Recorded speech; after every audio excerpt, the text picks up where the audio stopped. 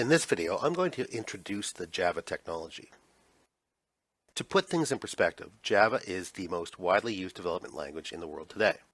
Over 9 million developers report that they spend at least some of their time developing in Java, according to a recent Evans data study. And that's 9 million out of about 14 million developers worldwide.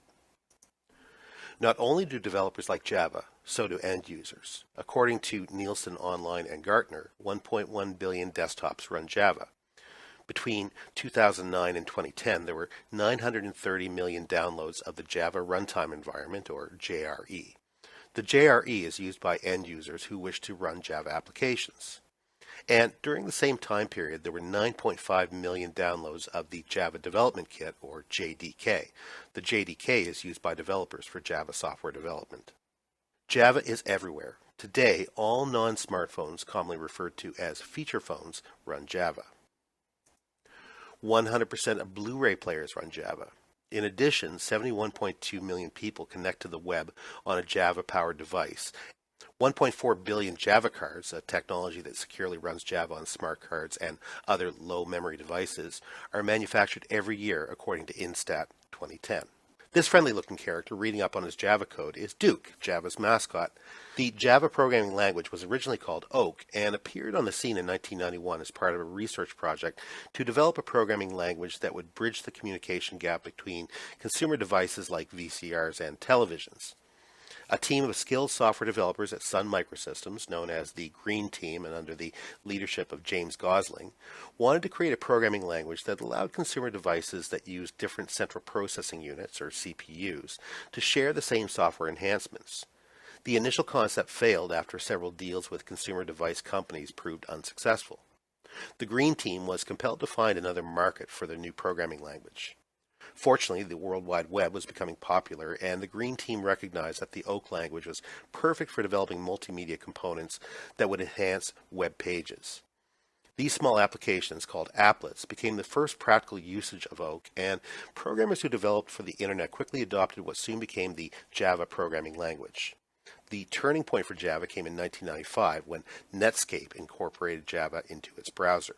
Oracle provides a complete line of Java technology products, ranging from kits that create Java technology programs to emulation, that is, testing environments for consumer devices such as cellular phones.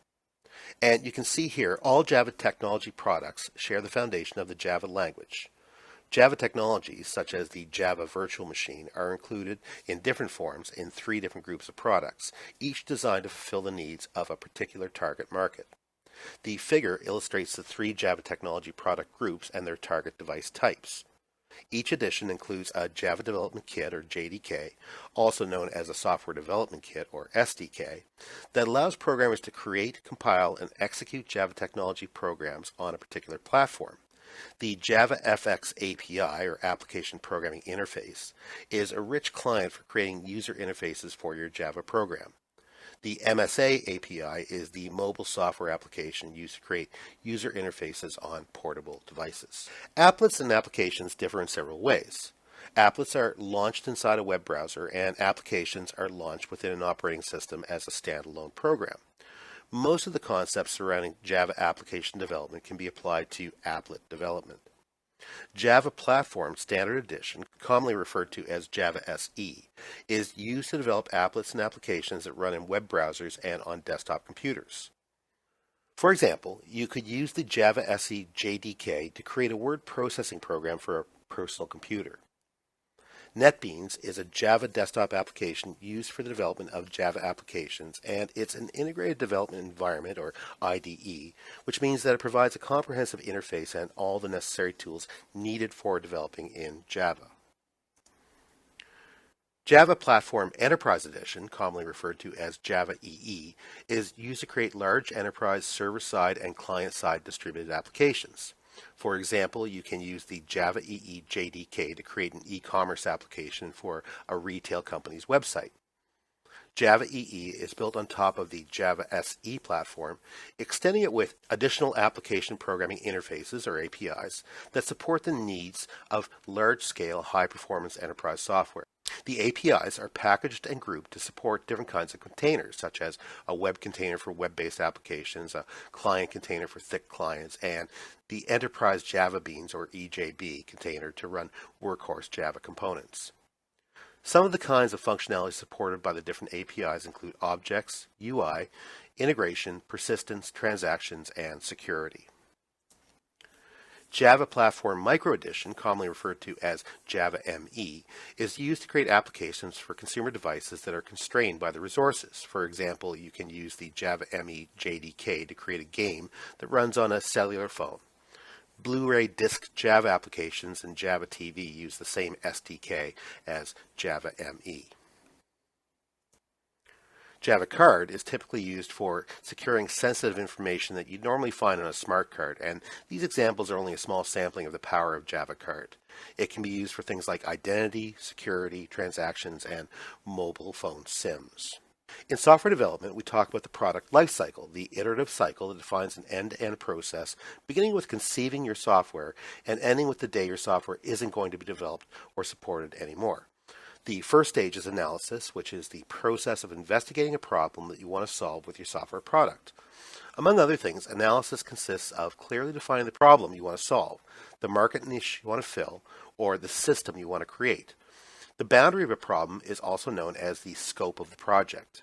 Simply put, scope is the big picture that encompasses every aspect of the software you want to develop. You need to identify the key subcomponents of your overall product so you understand the needs of the project from beginning to end. Software developers and project managers are very aware that it's important to perform a thorough analysis of the problem. It leads to a good design of the solution and to decreased development and testing time. The design stage is the process of applying the findings you made during the analysis stage to the actual design of your product. The primary task during the design stage is to develop blueprints or specifications for the products or components in your system. The development stage is when we use the blueprints created during the design stage to create actual components. Once those components have been created, we need to test them. And the testing phase is the stage when we test to ensure that individual components and the product as a whole meet the requirements that we established for our software during the design phase. Testing is usually performed by a team of dedicated testers who weren't involved in the actual development of the product. This is because we want to ensure the product is tested objectively and without any bias. The implementation stage is when we deliver the software product and make it available to customers.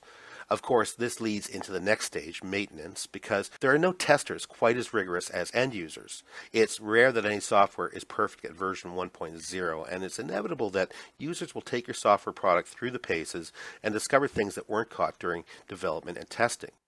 So the maintenance stage is when problems are fixed and the software is re-released, either in the form of patches for marginal bug fixes and other minor changes, and in the form of new versions when there are enough changes that a new version is merited. Finally, there's the end of life, the EOL stage. Although the product lifecycle doesn't have a separate stage for the commencement of a project, it does have a stage for the end of a project. EOL means carrying out all the necessary tasks to ensure that the customers and employees are aware that a product is no longer being sold and supported, and most commonly that a new product is available. The product lifecycle is an important part of product development because it helps ensure that products are created and delivered so that time to market is reduced, the quality of the product is high, and the return on investment is maximized, meaning that the project isn't only on time, but it's also on budget. Developers who do not follow the product lifecycle often encounter problems with the products that are not only costly to fix, but they could in fact have been avoided.